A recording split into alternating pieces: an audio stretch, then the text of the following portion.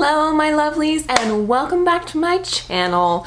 Today I am bringing you a video all about my top atmospheric reads. Basically, if you want something atmospheric, if you want something that's going to be really just dripping in ambiance, you want to read these books.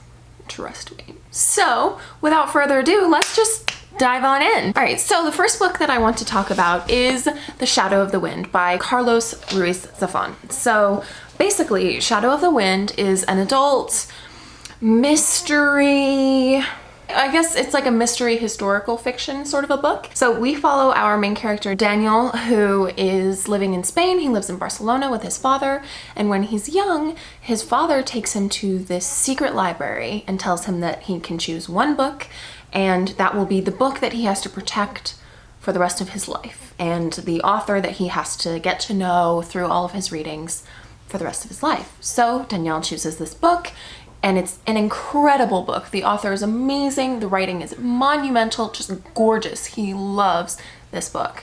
And then he finds out that incrementally someone has been burning all of this author's works.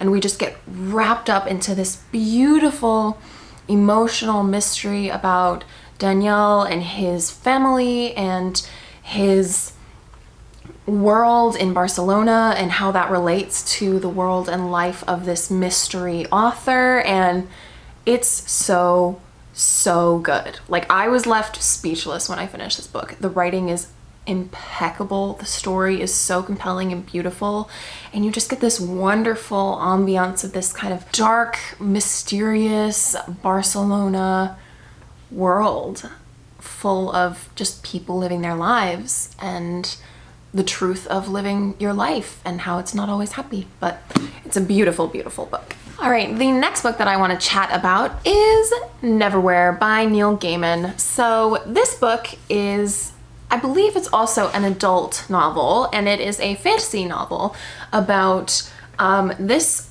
businessman who falls through the cracks, as it were.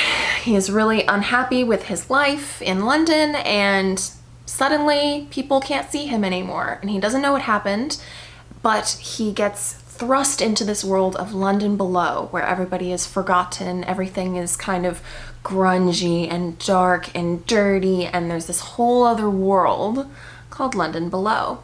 So it is a great sort of, I would call it kind of like a quest novel, and we follow along our main character as he discovers London below and discovers what he has to do as he tries to get back to London above.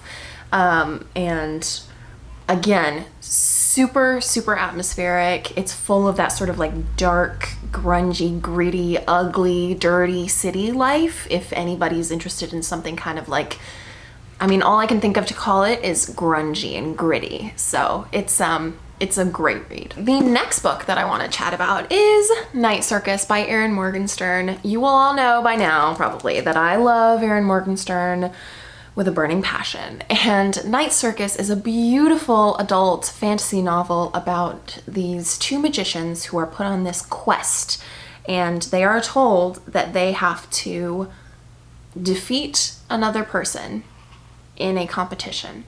But they don't know what the competition is, they don't know when it is, they don't know how to win, they don't know what it means to win, and they don't know who their competitor is. So we follow them as they sort of go through life trying to compete in a competition that they don't know how to compete in, basically. And it's wrapped up in beautiful, dreamlike scenes. Like, everything around this circus and revolving around these two people feels like you're in a magical, impossible dream. It is so atmospheric. Like, if you want to just be whisked away and feel like you're just in this beautiful fantasy, fantastical world, it feels a little bit like, this book almost feels a little Alice in Wonderland-y. Like, things just happen, things just work.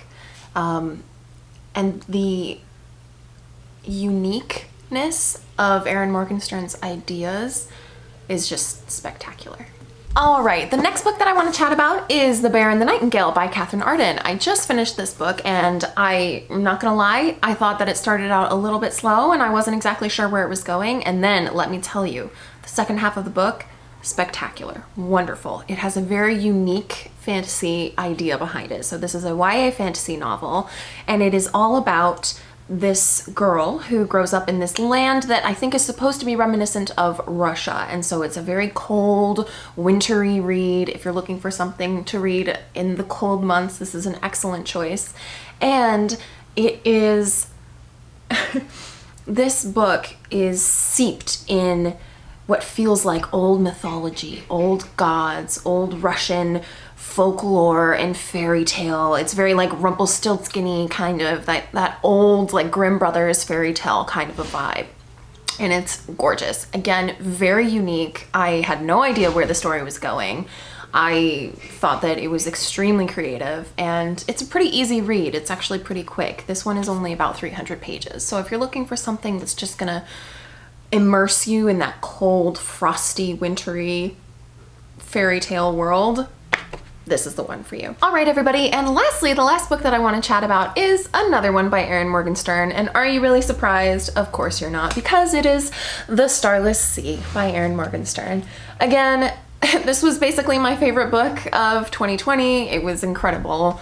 And this book follows a young man named Zachary. He is a grad student and he stumbles upon this sort of secret underground literary society and just gets wrapped up in this magical, fantastical world. Again, it is an adult fantasy novel. We have a little bit of romance, we have a little bit of drama, steeped in mystery, lots of symbolism and different significance. The artistic way in which Erin Morgenstern writes this book is just mind-boggling.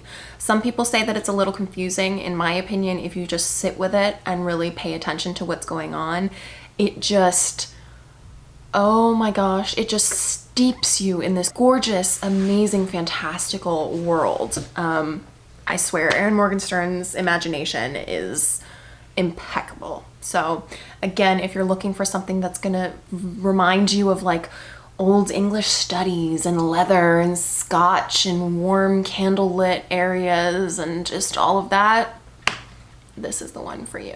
Alrighty, everybody, those are the books that I would recommend if you're looking for something very atmospheric, very ambiance filled, that's just going to wrap you up in this incredible world that you'll just be sucked right into. Honestly, these are great books that I would highly, highly recommend. Thank you so much for joining me today, you guys. If you like this video, go ahead and give it a like. Comment down below what your favorite atmospheric read is, because I am always looking for more atmospheric stuff to read.